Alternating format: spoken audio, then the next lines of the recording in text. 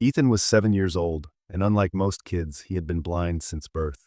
His mother always said he had the gentlest eyes she'd ever seen, cloudy blue, pale, and unfocused. He had never seen the sky, the faces of his parents, or the colors in his drawings. But Ethan swore he could see things at night. Not in the way others could, not colors or shapes. He described it as shadows moving in the dark, whispers that had a form, figures that weren't supposed to be there. His parents brushed it off as his imagination. After all, he was a child who had never known sight. Sometimes blind children built worlds with sound and touch. But the way Ethan spoke about it unsettled them. "They stand near my bed when you go to sleep," he'd whisper to his mom. "They wait until the house is quiet. I can feel their faces, leaning close." His mother would kiss his forehead and tell him he was safe, but her smile never quite reached her eyes. The house they lived in was old. Narrow hallways, thin walls, creaky floors. It had been passed down from Ethan's grandfather, a man he'd never met, but whose presence lingered in family photographs. Ethan couldn't see them, but he often asked to touch the frames on the wall, running his fingers across the glass as if reading something invisible. One evening after dinner, Ethan asked his father something that froze him. "Daddy, why does the man in the hallway always watch us eat?" His father's fork stopped halfway to his mouth. "What man, Ethan?" "The tall one. He doesn't come in, but he stands there, sometimes smiling. I can feel it. He smells like dust." His father forced a laugh, but his hands were shaking. There was no one there. He told himself Ethan's imagination had gotten sharper. But later that night, while locking the back door, he swore he saw movement at the edge of the hallway mirror. A tall shadow, gone the second he blinked. Ethan's mother decided to take it seriously when he began waking up at 3 a.m. every night. "The people don't let me sleep," he'd whimper. "They whisper my name, they touch my blanket." One night, desperate, she placed a baby monitor in his room. She thought maybe she'd hear him talking to himself or thrashing in his sleep. At 3:17 a.m. she heard the recording, a soft knock, 3 times.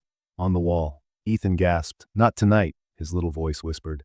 "Please, not tonight." And then another voice, low, raspy, almost amused. "You can see us, Ethan. Don't pretend you can't." The monitor went silent. His mother shut it off, trembling. The next morning, she told her husband they needed to leave the house. He dismissed it, said it had to be interference from a neighbor's radio. But Ethan seemed more tired every day, pale, drained, like something was watching him constantly.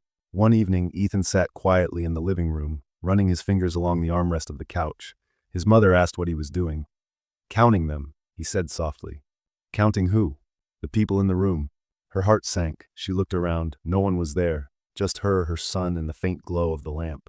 "How many?" she asked. "7, Ethan whispered, "but only 3 like me. The rest are different." She didn't ask again. The breaking point came a week later. His father had been working late. Ethan's mom had finally managed to get him to sleep, tucked in tightly with his favorite stuffed rabbit. She sat in bed with her laptop open, trying to distract herself. Then, just past 3 a.m., the smoke alarm in the hallway blared. She ran out, panicked. No smoke, no fire, just the alarm screaming. She silenced it, then checked Ethan's room. The bed was empty. The blankets were tossed aside, the stuffed rabbit on the floor. Panic shot through her chest. She called his name, but the house was silent. Then she heard it. From the closet, a muffled voice. Ethan's voice. "Please let me go. I don't want to see anymore." Her heart nearly stopped. She yanked the closet door open. Ethan was inside, curled up on the floor, trembling. Behind him, the coats and boxes shifted as though something had just slipped out of sight. She grabbed her son, pulling him close. His skin was ice cold. "They took me in the dark," he sobbed into her shirt. "They made me look. They showed me faces." "What faces, baby?" she whispered. "Faces with no eyes." His father finally agreed to leave the house after that night. They packed quickly and stayed at a motel across town. For the first time in months, Ethan slept through the night. No whispers, no shadows. But when they returned a week later to collect the rest of their things, Ethan stopped in the doorway. "They're angry," he said quietly. "They don't like when people leave." Life slowly returned to normal in their new home, or at least it seemed to. Ethan laughed more. He played outside. He slept soundly. But one afternoon, while drawing with crayons, his mother noticed something. Ethan had never drawn much before. After all, he couldn't see colors. But now he sketched crooked figures in black crayon, long bodies, thin arms, blank circles for faces. "Who are they, sweetheart?" she asked carefully. He tilted his head, almost confused by the question. "The ones who visit at night. You don't see them?" She didn't answer. She just quietly took the drawings and stuffed them in a drawer. Months passed. The family almost forgot. Almost, until Ethan's 8th birthday. He had friends over, cake, balloons, laughter. That night, after everyone left, he sat on the floor surrounded by presents.